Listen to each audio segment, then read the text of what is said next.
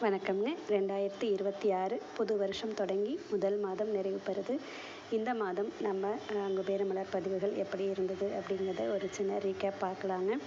முதல் வாரம் கொஞ்சம் நம்ம பதிவுகள் அதிகமாக கொடுக்க முடியல. ஏன்னா நியூ இயர் 2 நாள்லேயே எங்களுக்கு ஃபீவர் வந்துடுச்சு. நான் உங்கள் கூட சொல்லியிருந்தேன்.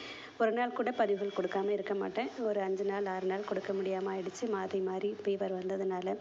அதுக்கப்புறம் தொடர்ந்து கொடுக்க ஆரம்பிச்சிட்டோங்க. தினமுமே அறுவடைங்க. அறுவடை இல்லாத நாளே இல்லை. அதை நான் உங்கள் கூட பகிர்ந்துக்கிட்டே இருந்தேன். நிறைய சந்தோஷங்களும் இந்த மாதம் நமக்கு கிடச்சிது இல்லைங்களா?